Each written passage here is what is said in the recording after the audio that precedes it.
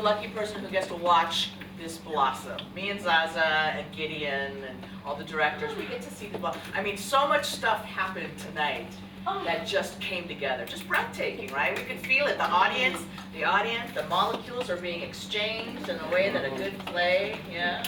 I was all over Safundo about this and that and this. He's like, come on, let's just listen to it, you know. And we were learning about the play. We were all learning about the play. And each time we read it, we learned more. And then, because the audience is the last character, the energy went up and everybody was kind of released into this. I mean, this is not a realistic play, right? But it's talking about something that we're not allowed to talk about. Right? Yeah. Do you want to say something about it? Yeah, the play for me began as an inquiry, and as to where do we, I'm a black gay man, where do we place the black gay man in African history, but particularly African spirituality? Because there's this myth that being gay is un-African. So I went on that academic inquiry and I sort of connected the dots and it ended up as a script. Yeah, it did. More than a script, a prayer and incantation, a summoning, a burst. Yes. Okay.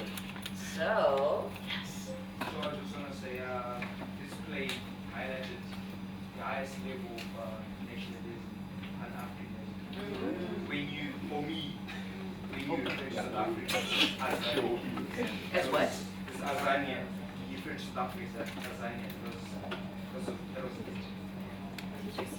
I mean, we have some knowledge in the audience. You know, when the Egyptian gods and the names are coming out, people are like, yes, yes, yes, yes. Okay.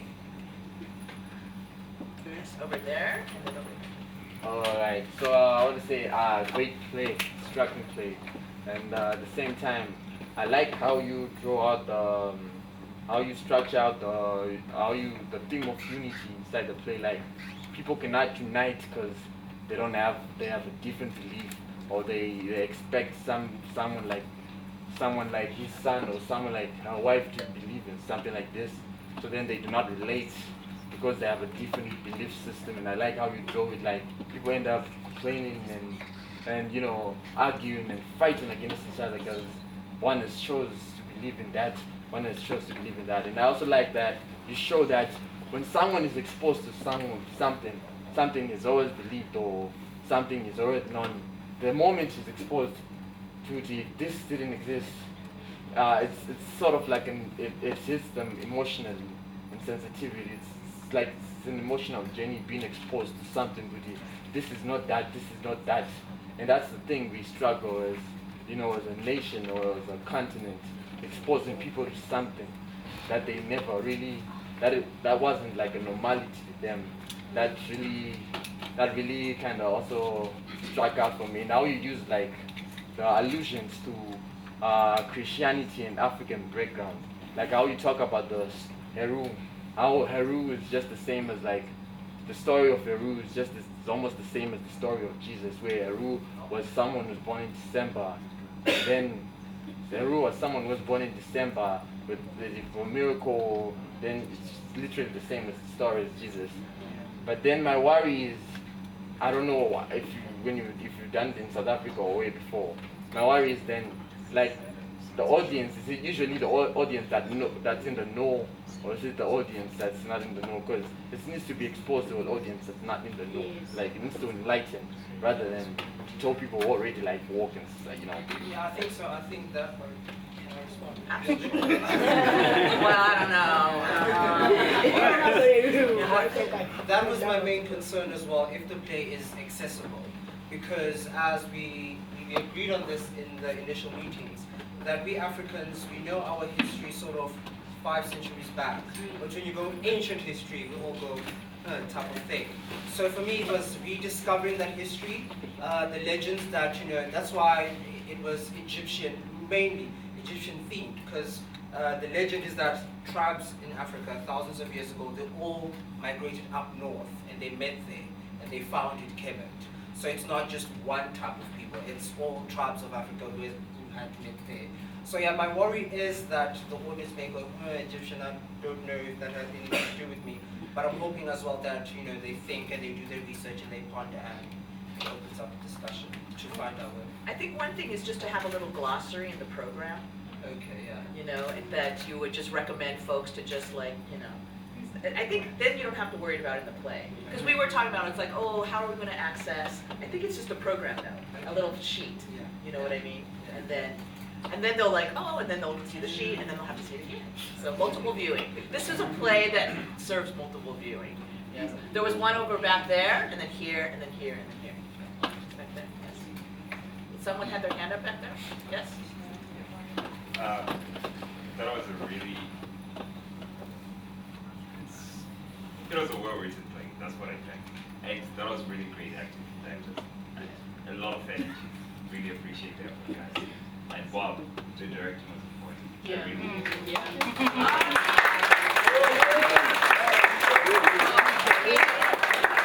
Along with well-written, yeah, you have more? I kind of expected it to end a little differently. Yeah, the character of the father, I don't, maybe it's just me. I kind of expected it to be different, but, well, I have a question for you, Swindle. Could you put it in a question? What question do you think your play would ask the audience? Many questions. I know. What is our history as individual Africans? And where is the black gay man situated in that history? I think that's the main. So I mean, this is one of the, that, right, you had the benefit of seeing the early read.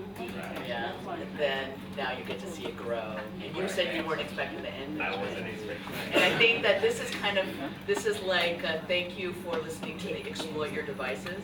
Because all through the week I tell the playwrights, you already have your devices. You don't need to write more.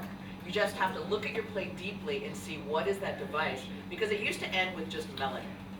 Yeah. And now it actually ends with the father having to go through the Jesus experience to go back into and accessing.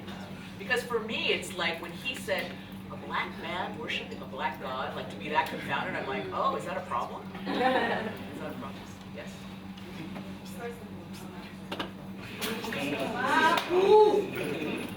Second of all, I appreciate your direction. And this cast, you have been amazing. Your energy was on top of the But your energy was giving it to him. There was a dialogue of energy going, like, can I say? I felt it. But, I mean, you brought to stage a conversation that is taboo, especially in the Zimbabwe context. We don't have this. We don't have a dialogue like this. So to present it so raw, for me, like, right.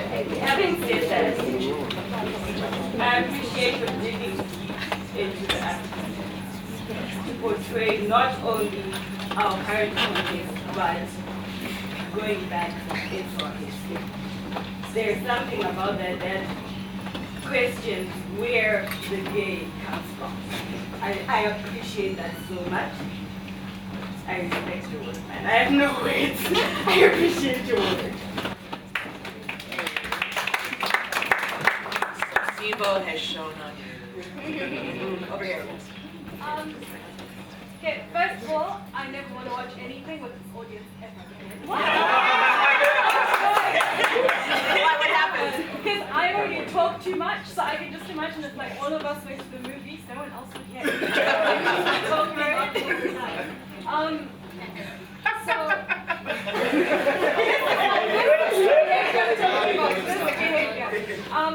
So first, well done. Amazing article, also, forgive me if I'm talking out of my ass.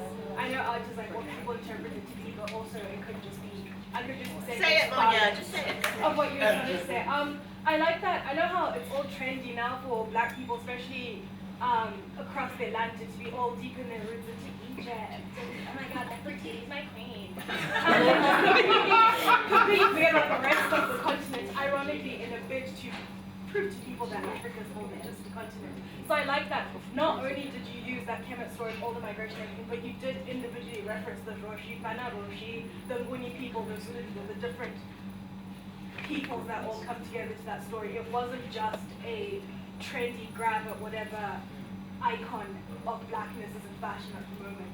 And then in terms of like some of the elements that you used, repeating that, what's your name, it's un-African, that link that my identity is supposed to be un-African, and you forget who you truly are sometimes because you're just trying to, you're portraying who you're supposed to be. There's very much an African society, not just on the issue of your sexuality, whatever. Like you're always supposed to be an ambassador of something. You're representing your father's name, you're representing your tribe, you're representing your people, you're representing all black people to the rest of the universe. You always have to be the face of something. So I love that constant callback to, and it kind of seemed like he's been in the whole like detention thing. It seemed almost like, so it's not just in detention, these two schoolboys sitting at their desk being silly and like writing each other poems and like graffiti on the desk, but it also kind of seemed like they were not gods, but not humans, but like demigods in a purgatory, and that's exactly how it feels, because you can't fully cross over to the other side and find the true happiness. It's just the hope of the happiness, that's purgatory. You're just hoping to get something, anything, even if it's sadness, even if it's a bad hope, you just want something to be definite, and you portraying it in like the way you've staged it with the two desks, it's that chain, and the other person has something you need, and you know, he has a septic, he has a notebook, and you don't notice, but it's, I don't know, it was just really cool. And then for the father kept saying, where's my tie, where's my tie? I was sort of thinking like, because the tie is something restricted, I was like, that tie is going to kill him. I don't know how that tie is going to kill him. And then because it's something so restricted, right? And I don't know if this was on purpose, but it was like the most phallic piece of clothing also. And then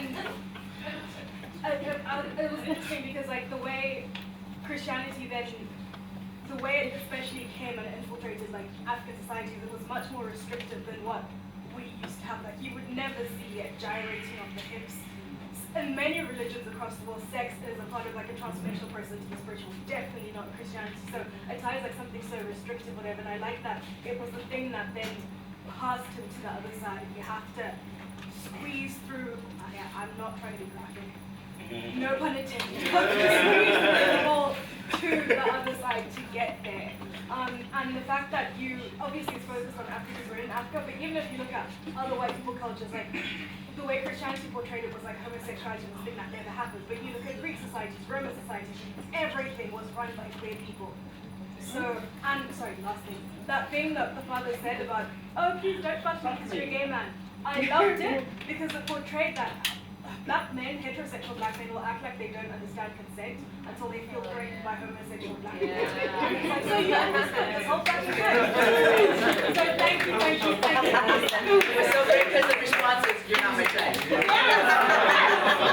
But I have to say too, because I heard about the news, because the news is very new, and coming from the States, that's like the U.S. Christians news. And the black man, it's so deep. And then that's what I mean, exploiting your devices. He's the Christian, he got hung by his own religion, you know, so that he could be freed into, yes. I enjoy the act, but even though it's taboo in my religion. When I say taboo in my religion, I'm a traditional man who believes in the Zimbabwean tradition, who speak and hear the voice of my ancestors, who ask some of these things that are, some of this information that are always controversial to other religions, how to handle such matters. I do believe that you have made research.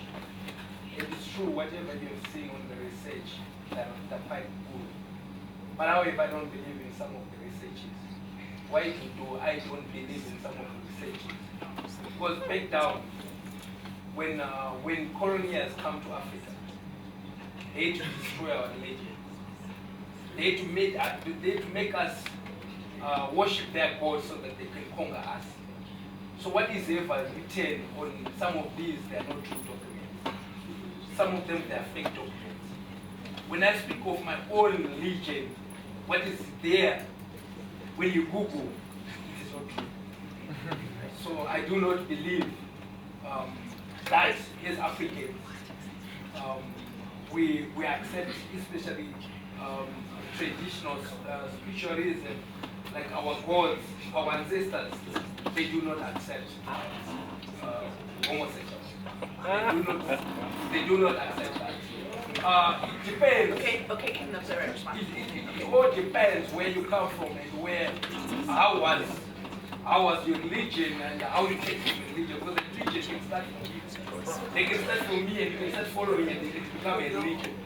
But when you talk of the real, even all the spiritualists of Zimbabwe, I am speaking from experience because I'm the president of Yes, that's right.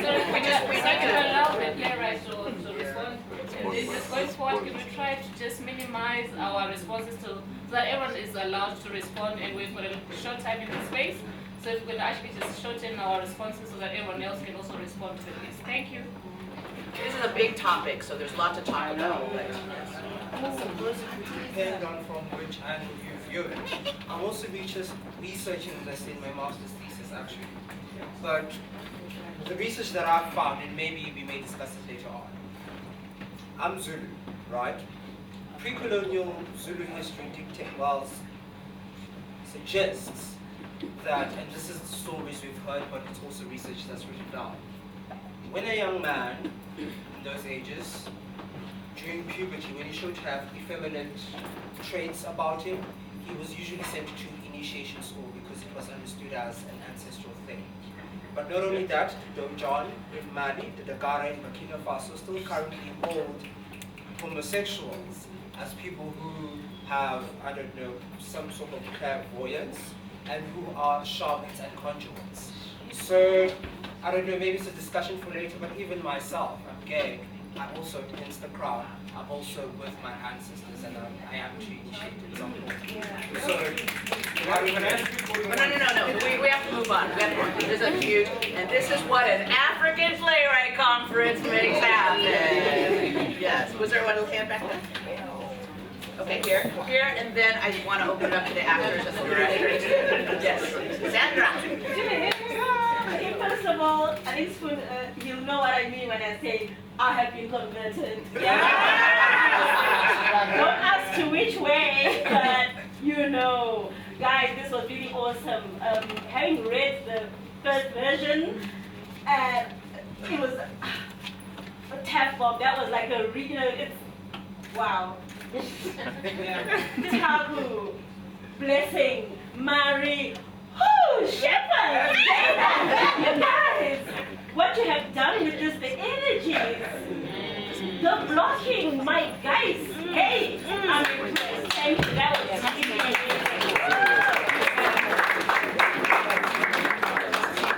Do you guys have anything to talk about? Because we were all learning the play. I mean, Sifundo gave us this beautiful language experience, and we had to kind of figure out.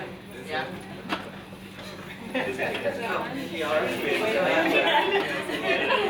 Yara, and then back there. Director, together with director, two other directors. Yes. This is great, right? The actors, having read the first draft, Sifundo, there was a question that I asked you. You went and you came back and you brought it, and it was in my face. You know what I mean? Yeah. The actors, you guys were in it.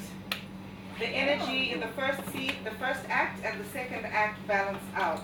Initially, when we read the first draft, it wasn't balanced. Seeing it play out, Taku and David, it then made sense to me. And why it made sense? The physical theater. Yes. Bob, your directing wasn't boring. Your lines were creative, and the energy was flowing. So I've learned a lot from you again in another physical theater piece. Yes. And Sifundo, thank you so much for coming to Zimbabwe and bringing your art and putting your heart on paper, because it sounded like this story was a very true story. Because when he cried and he was telling his story, there was another question you were asked initially about whether why that monologue was put in there. Maybe you can tell us. Yeah, it's your moment. No, I mean, it's, well, by the way, the actors, goodness me, not everyone has emotions. But for me, I put in the monologue because there's another myth as well, that homosexuality is a result of rape, child rape. But for me, I also don't want to take away from those individuals who believe it of themselves. But the character, particular Unrengi, it's not because he does say, I was an effeminate young boy and they took advantage.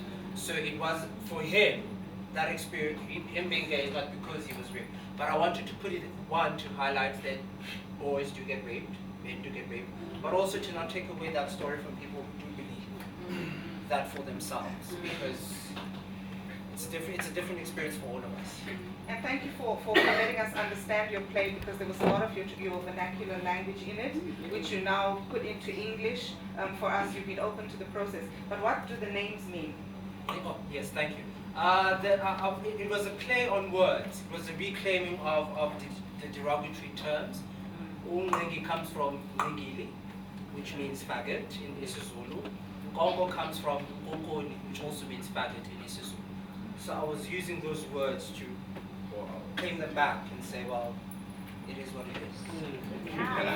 Okay, there's a hand over here. Yes. Yeah, thank you guys.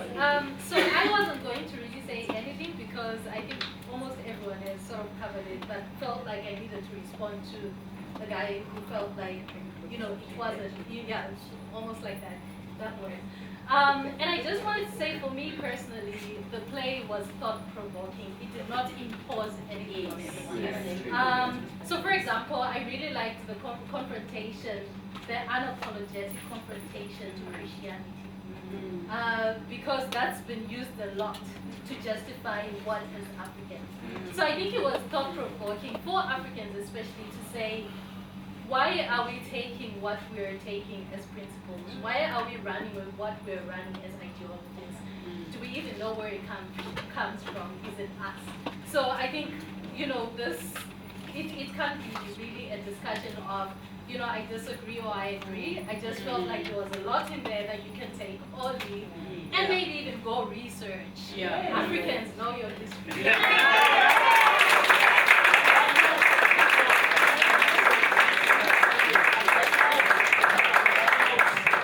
Yes, here and then here. I was in tears after our conversation on Thursday. I was in tears because it was about time that this was represented on a global stage. And I thank you so much for that, because I've been out for 17 odd years, and it was a struggle for me. And the lyricism between the first two characters was so beautiful. How they spoke in poetry, it was always musical. The way they spoke in that poetry was such. Tadpole, your direction was always graceful and they broke the fourth wall. Some of the characters were like, you did that to everything. Yeah, she was like, oh God, talk to me. I know.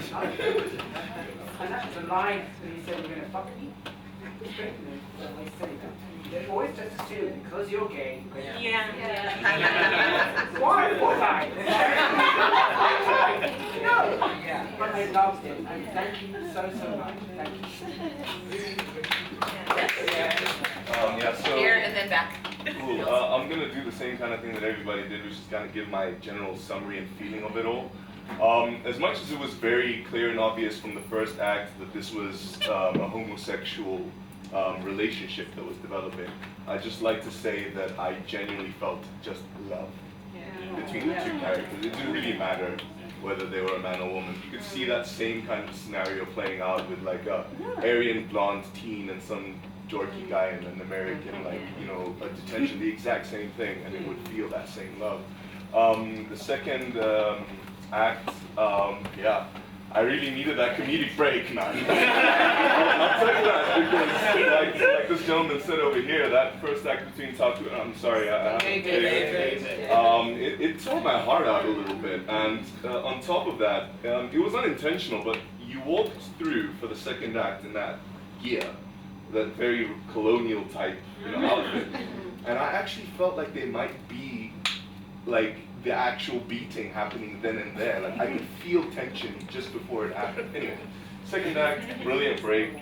he reminded me so much of my dad. I'm straight, by the way, but he was my dad. Like speaking the exact same way to me, which is brilliant. My question, however, is in the first act, what is the significance of the constant walking around the table, and like one has a journal, one has a scepter, they disappear, she goes in the bin, and they come out. Like, I don't understand what that's all about, because she's very much like a pacifist, a pacifying character in both scenes, the maid that is. But why is she taking these objects, basically, that they need to, and then giving them back? You know, listening, and then giving them back, but then letting them kind of lose themselves. I just, yeah, I don't know. Okay, so they have each other's objects. Right, yeah. So Umlingi has his scepter, Nkonko has his journal. Right. And for me, the idea of them having it in their hands but still looking for them, it's sort of they're blind to what they need from one another. That's why they hold it in their hand and they keep looking. I think it happens 3 times. Like, where is it? And then my art takes it and puts it in the bin. It's sort of a recycling, because I'm imagining a giant wheelie bin. The recycling, put it back, listens, perhaps to the underworld, because she is a goddess, my art, and then she brings it back to them. It's recycled, new purpose. And so what are you going to do with it next? And they keep fucking up. Until in the end, she takes them, puts it in, and then, okay, has to happen. And then she swaps the object. Does that make sense? I know, that makes it even more powerful. So I have to say, because it really is about the blindness to what you need. And so I was challenging Sifundo up to 5 minutes before and it turns out, because I thought that the way the story worked was that there was the exorcism in the lovemaking, and that then they would be released, but then again they were violently kissing each other and throwing each other to the ground, and Mott had to, and I'm like, oh, I thought they were released from that. But what's happening is that act allowed them to see what they needed from each other, and then the correct objects came into them. That's how it works. That's brilliant. Yeah, so trust the playwright, they know what they're doing. Okay, Patrick Mills, you have the last comment. Okay, thank you so much, my friends. Thank you for, agreeing to actually apply for this, because we spent days arguing if you should or should not do it. And for me, I just have one question that I'm going to also ask you as a fellow playwright, who has survived the 10 days. Patrick Miller did invent the note that says no more notes. No more notes.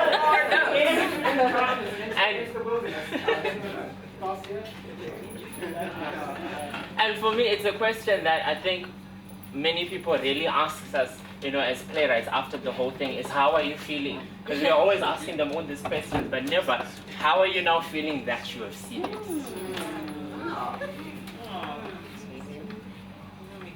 I know, it's a question I ask every day. For me, the entire experience, being in a different country, getting lost in the middle of Harare and trying to find the taxi here. It's these tiny little things of the experience, number one, of just being in your beautiful country, by the way. But also, in terms of the experience itself, Almasi, I mean, it's opened up so much for me as a writer, because I was just telling Alison earlier on, you don't think of yourself as a writer because, I'm in varsity, so you write something and you put it on the university stage. But this is the first work outside that's been received and recognized, and people are responding to it. So I'm very, very grateful for the experience. But also for me, it's the collaborative experience as well, because Alice was in and out and posing her questions and challenging, and the other directors and the other writers and the actors as well. I mean, the characters came alive for me, because it's something to write them down, but once you're in the rehearsal room and you start seeing, oh, he speaks like this. I didn't imagine him speaking like this, but he does, and it came alive. The work itself for me came alive, and I'm very grateful to the house of extravaganza. Themselves, and to Bob as well. I think for me, the Almasi experience really Bob helped a lot, because there were times when you get feedback and you're like, fuck, I don't know anymore. And you go, Bob, I don't know, and he goes, well, think about it in this way, in that way, and Gideon as well. So it's these conversations that we've had with everyone within the Almasi group that has really helped it come alive and be what it is. And I have to say, Zaza, who is the main organizer, was also in the room giving notes and being very attentive, incredibly so. And very supportive. Yes. Always supportive. There are times when you feel the fire and you just But I have to say, I've watched, I mean, I was here last year, and now this year I can see Almasi growing in this way, this like new Pan-African, it's growing that way. But also, there is a whole group of just badass women in leadership in the Almasi. I mean, it's the Nigerira, right? She's the one who brought it here, so we have to thank her and Bayarami even, but it's like, there's a chance here to actually activate a benevolent leadership. And it really is, and it's taking the cue from Zaza and from Gideon. I feel like Gideon's one of, feminist, like we need the men to be liberated too. And like we have liberated men too. So now I'm understanding the Almasi spirit is this open generosity. It's egoless. I mean, it's really rare that something like that has happened. And being in Harare, you've given me a vacation from the madness and the fuckery in my country, to the point where I can wake up and I can actually hear my insides and my intuition that say, send your plate here, or say hi to this person you haven't said to here. That's kind of, we were saying that's what Harare is. There's something in the air, the spirits here, that allows that to happen. But then that's in conjunction with Almasi too.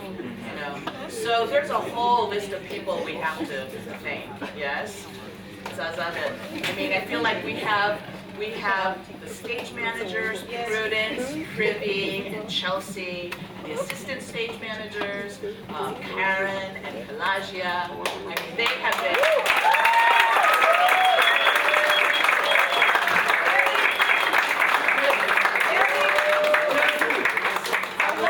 I was thinking Chelsea drops at like 2, 3 a.m. She's been... Yeah, almost like that works. And I just wanted to say, for me personally, the play was thought-provoking. It did not impose anything on anyone. So for example, I really liked the confrontation, the unapologetic confrontation to Christianity. Because that's been used a lot to justify what is African. So I think it was thought-provoking for Africans especially to say, why are we taking what we're taking as principles? Why are we running with what we're running as ideologies? Do we even know where it comes from? Is it us?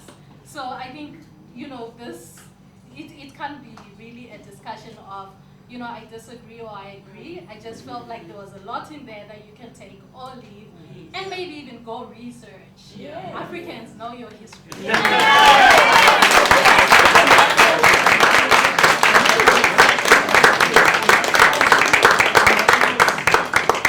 Here and then here. I was in tears at the end. After our conversation on Thursday, I was in tears because it was about time that this was represented on the Zimbabwean stage. And I thank you so much for that. I'm going to start crying again because I've been out for over 17 odd years, and it was a struggle for me. And the lyricism between the first two characters was so beautiful. How they spoke in poetry, it was always musical. The way they spoke in that poetry was stunning. Cat Bob, your direction was almost breathtaking when they broke the fourth wall. Some of the characters broke. Did you do that deliberately? Yeah, it was like, oh God, they're talking to me. I loved it. And the line when he said, "Are you gonna fuck me?" Straight men always say that. They always just assume because you're gay, you're going to fuck me. Why would I? That's my type. No. Yeah. But I loved it, and thank you so much. Thank you. Here and then back. I'm going to do the same kind of thing that everybody did, which is kind of give my general summary and feeling of it all.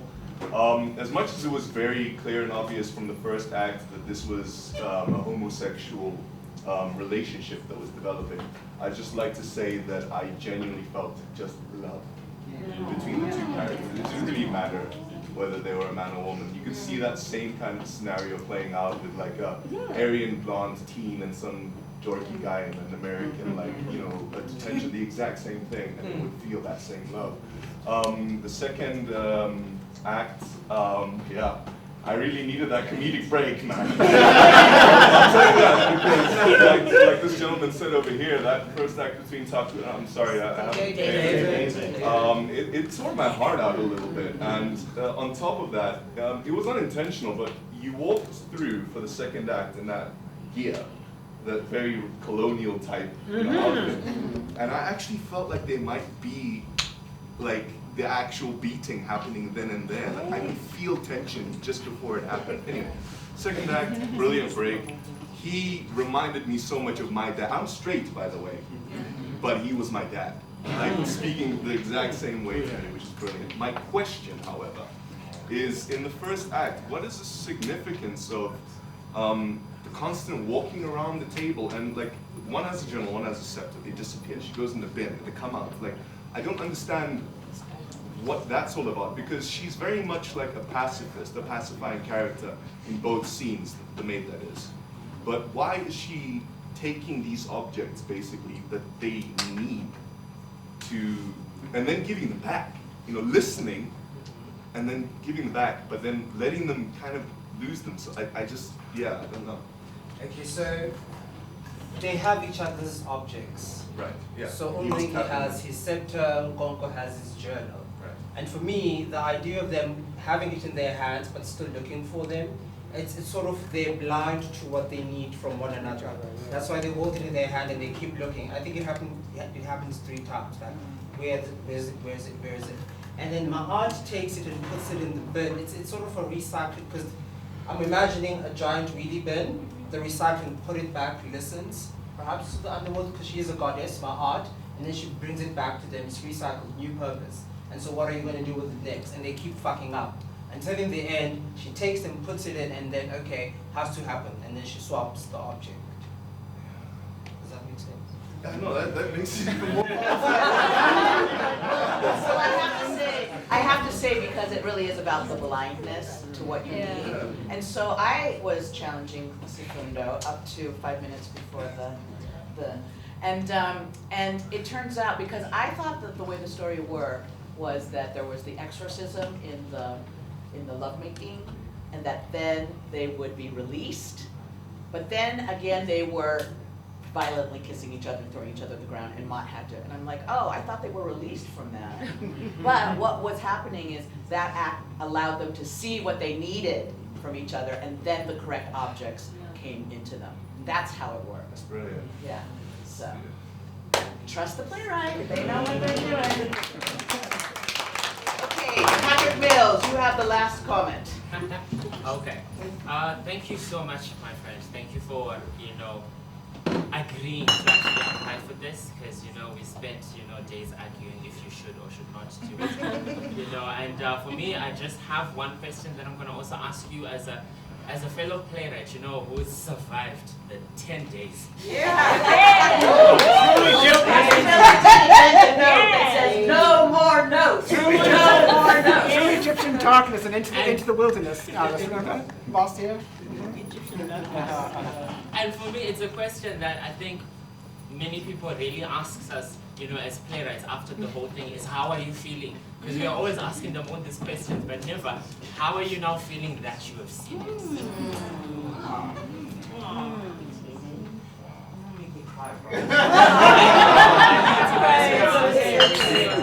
For me, the entire experience, being in a different country, getting lost in the middle of Harar and trying to find the taxi.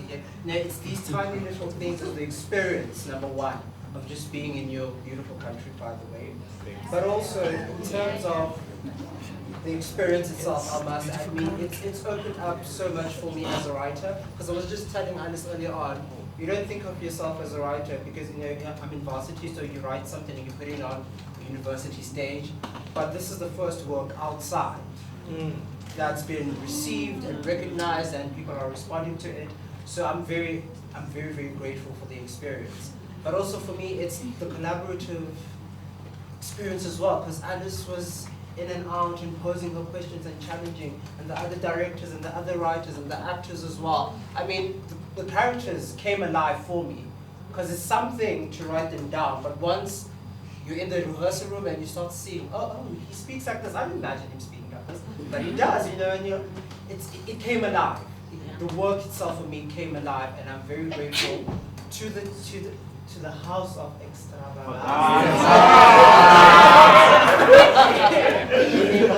and to Bob as well. I think for me, the Almasi experience really Bob helped a lot, because there were times when, you know, you get feedback and you're like, fuck, I don't know anymore. And you go, Bob, I don't know. And he goes, well, think about it in this way and that way. And Gideon as well. So it's these conversations that we've had with everyone within the Almasi group that has really helped it to come alive and be what it is. And I hope it can go further. And I have to say, Zaza, who is the main organizer, was also in the room giving notes and being very attentive, incredibly so. And very supportive. Yes. Always supportive. There are times when you feel the fire and she just goes, but I have to say, I've watched, I mean, I was here last year, and now this year I can see Almasi growing in this way, this new Pan-African, it's growing that way. But also, there is a whole group of just badass women in leadership in the Almasi. I mean, it's Danai Gurira, right? She's the one who brought it here, so we have to thank her and Vaya Rubberhegan, but it's like, there's a chance here to actually activate a benevolent leadership. And it really is, and it's taking the cue from Zaza and from Gideon. I feel like Gideon's one of, you know, feminist. Like, we need the men to be liberated too. And like, we have liberated men too. So now I'm understanding the Almasi spirit is this open generosity. It's egoless. I mean, it's really rare that something like that has happened. And being in Harare, you've given me a vacation from the madness and the fuckery in my country, you know, to the point where I can wake up and I can actually hear my insides and my intuitions that say, send your plate here, or say hi to this person you haven't seen in 10 years. That's kind of, we were saying that's what Harare has brought. There's something in the air, the spirits here, that allows that to happen. But then that's in conjunction with Almasi too. You know, so there's a whole list of people we have to thank. Yes, Zaza. I mean, I feel like we have the stage managers, Prudence, Privy, and Chelsea, and the assistant stage managers, Karen and Pelagia. I mean, they have been.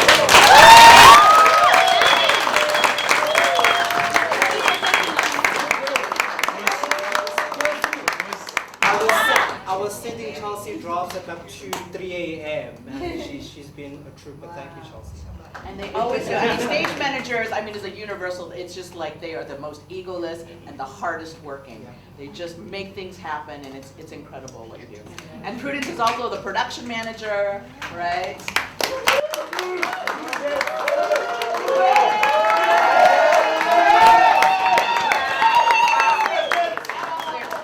Eric, the technical director who made the lighting happen.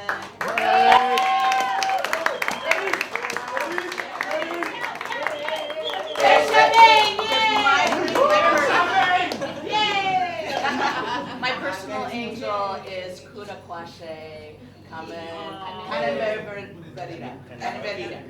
who it's like he's running around and making things happen too. It's an incredible team. And it is that egoless that just keeps generosity.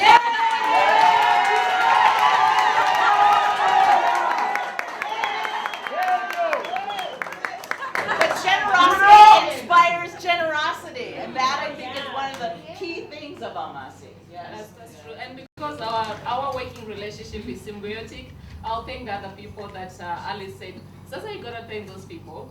Not that she's not grateful, but because she also wants me to have a role as well. No, because I'm just because there are people that are making these allowing these. So I would like to thank Almasi as Alliance. Would like to thank the David Haas Penn Foundation. Would like to thank Reps Theatre for providing this amazing venue. I mean, they've given us the theatre, the other 2 rooms we're working from, the foyer. They were really open, and they gave us space to do this. Without the spaces to work from, then the work actually cannot be done. Also like to thank the Rwanda National Festival of the Arts.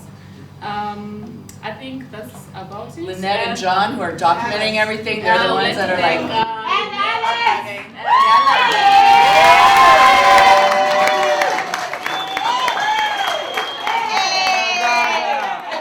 I've learned this thing. I hear it in the plays.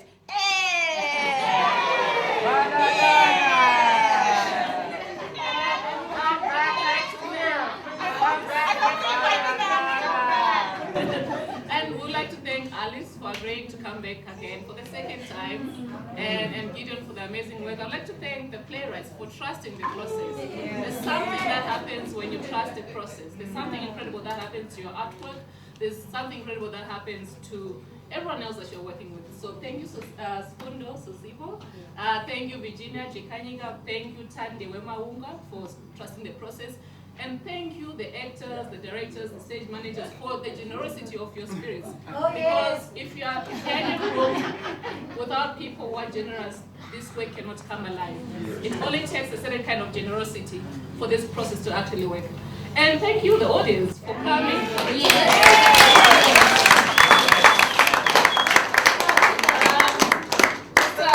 One last house thing. We have some feedback forms in the programs on your seats. We'd like to keep in touch with you, and we'd also like to hear from you in terms of what you thought about the events beyond the clubs right now. So please take some time to fill in the feedback sheets if you can, and give them to our production manager and Chelsea here. All right? Is there anything else? Anything else? Maybe we'll take a bow. Yeah. We'll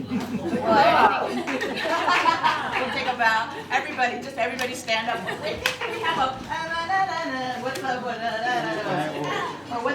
thing? Or what's the mosquito? There's a